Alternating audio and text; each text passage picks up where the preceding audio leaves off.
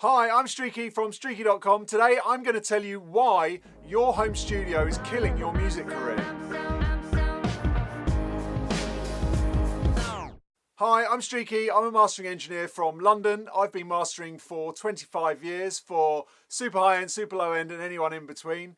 And I come on YouTube every day to discuss mastering tips, tricks, mixing, about rooms and acoustics and speakers and pro audio equipment and plugins, basically anything to do with pro audio, I'm your man. So if you like that kind of thing, please make sure you subscribe. So today I'm going to tell you why I think having a home studio is absolutely killing your success. So I'm going to talk in two ways today. I'm going to talk to amateurs who are starting out, the younger generation, and I'm going to talk to pros like myself because I've had plenty of experience on it myself as well. So firstly, let's start off with guys setting up a studio in your garage or building something in your garden. Now, one of the main things I've found from looking at people who do this, you're going into the studio and you build the studio because you think you're going to become an engineer because you've got this space. But I find that the problem that happens there is that you just ends up as a bit of a youth club. You have all your friends coming in. You're there trying to be serious and get on with stuff, but you've got guys messing around and not taking it seriously. They're doing their daytime job. This is your career. This is what you want to do. They don't see it as that, and you end up kind of getting guys in, just messing around and not actually getting down to what you want to be doing. You don't have enough focus and work ethic to be able to really nail what you're doing and zone in on, right, I'm doing a track, I've got to do this is how it works. And so what you're doing is you're not acting in a professional way. It's all very amateur, and then it will always stay at that level because the kind of people that you're hanging out with, you're going to be the same level as they are. So however much in your mind you think you're setting up and you're doing all this stuff, you're actually going to keep yourself at the same level as the people that you're hanging around with. So what you need to be doing really, ideally, it's great to have a home studio to do practice in, but you need to see it as practice. You don't need to see it as this is what I do, because it's not a youth club. It's not somewhere for people to turn up to. It's a practice area. It's like having never doing gigs, but just playing the drums at home all the time. You're only going to get so good until you start mixing with bands and getting to know how they play and what they do. And then you get a vibe and you play out and you get an experience from that. So the main thing I would suggest doing as somebody who wants to get into studio, wants to be a sound engineer, a mastering engineer, a recording engineer, you need to get yourself into a studio because you're going to hang around with people that are doing it as a job. You're going to get that work ethic. You're going to understand how things should sound, which is the most important thing. Because if you've got studio speakers at home, your room isn't going to sound as good as a professional studio. You're not going to have high-end enough speakers, and you're not going to see how somebody works on those speakers to achieve the sound.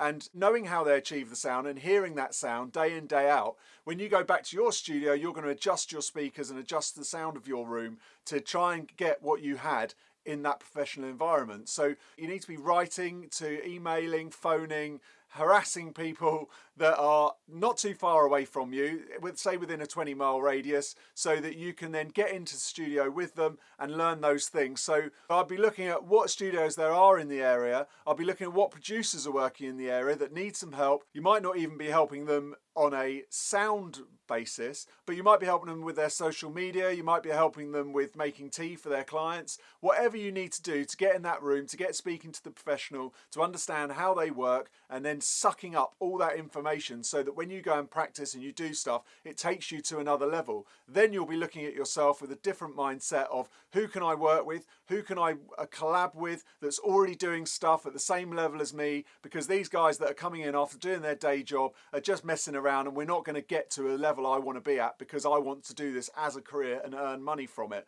So I'm going to start working with all these different people that I found online who are at the same level, who are out there promoting, want to do work, want to come into the studio, be serious, get it done. I can work at another studio to understand how things should sound and see little tricks and what they're doing, so that develops me quicker, and then you can then start doing what you need to do to take yourself to that level. Now, let me speak to the pros out there who are thinking, okay, well, I work at a studio and I'm going to go back and I'm going to build my own studio at my house. It's something that I did.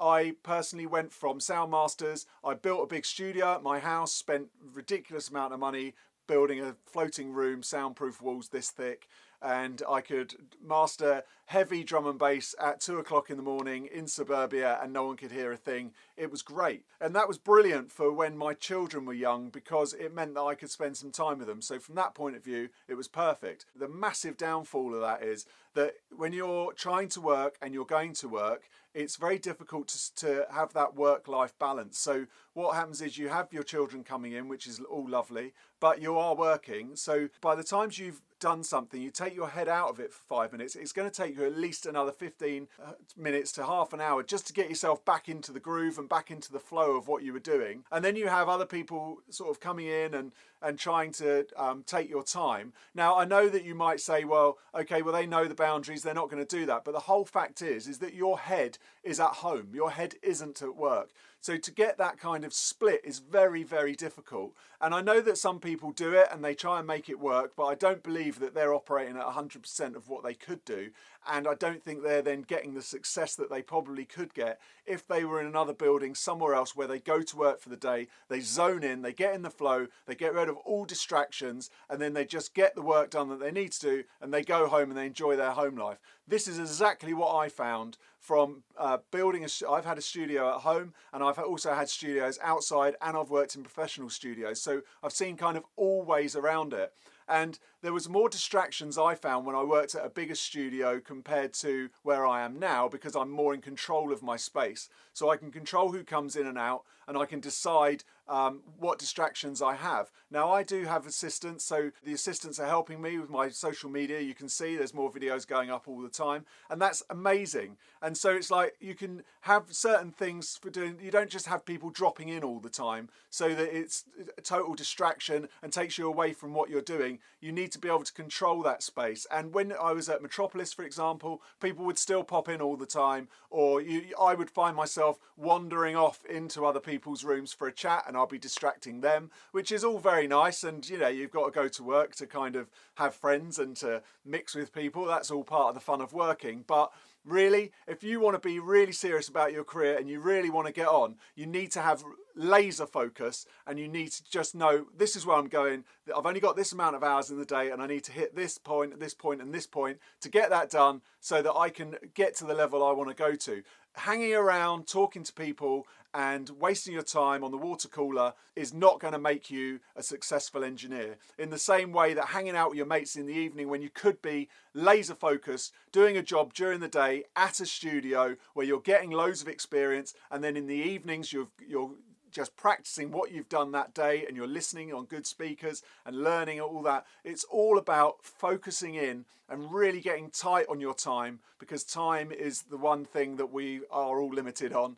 And get that really tight so that you know what's going to happen at what time of the day, so that you can achieve all the goals and the standards that you want to get to. All these distractions that come in, it's all very nice, but you've got to remember that you've only got a certain amount of time in your career to get to a certain level. So you need to stop wasting your time. All the guys that I've worked with who are the top of their game are just laser focused on what they do. They have someone doing their bookings. They have somebody who comes in and sorts all the equipment out. They've got somebody who comes in and fixes the equipment, so that all they're doing is focusing on what they do, and they do that solidly, track after track after track, all day long, and they haven't got any time for any kind of distractions. So what you have to do, I think the whole point of this video is saying to try and get rid of your distractions, and by having a studio at your house, you are offering up distractions for people, because everybody wants to go out and hang out in a studio because it all feels cool and they can tell their friends they're going to hang out at a studio.